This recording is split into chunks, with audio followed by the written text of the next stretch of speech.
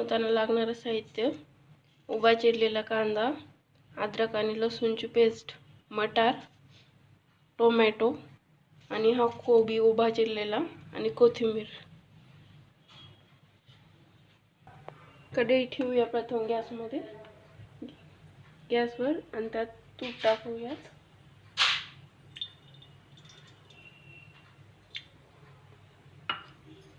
त्यात थोडीशी मोहरी टाकूयात.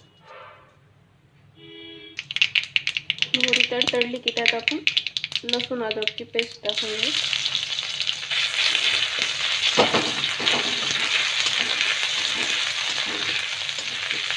त्यानंतर आपण त्याच्यात कांदा टाकून घेऊ.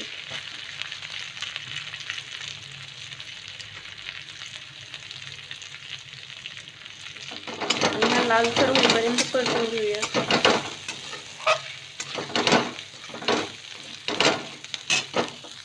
कांदा परतत आला की त्यानंतर आपण त्याच्यात मटार टाकून घेऊ.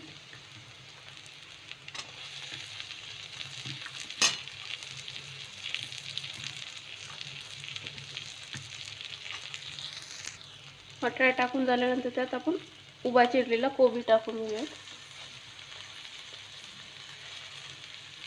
आणि हा शिजेपर्यंत परतूया.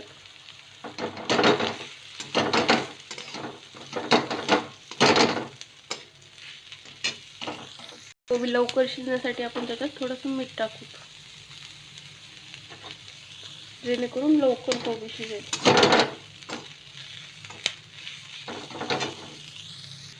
कोबी शिजत आल्यानंतर त्यात आपण टोमॅटो घालून घेऊया. रवा पुलाव बनवताना भरपूर टोमॅटो घालायचा.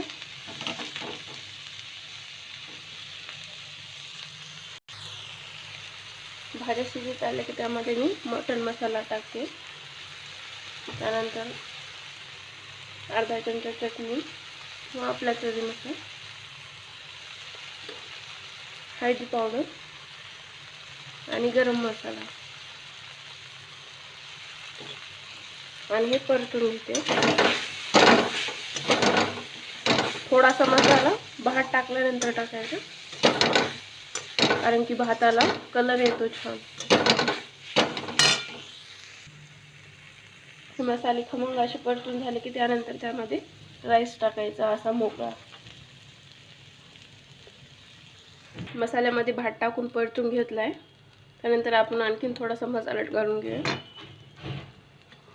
आणि सुरुवातीला थोडं मीठ कमी टाकलं होतं, त्यामुळे आणखीन मीठ ॲड करूयात आणि कोथिंबीर टाकून हलवून घेऊयात परत.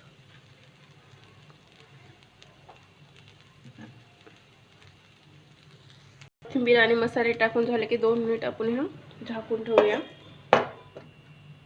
एक वाफ येईपर्यंत. प्लेट काढून घेऊया आणि तयार आहे झणझणीत असा तवा पुलाव.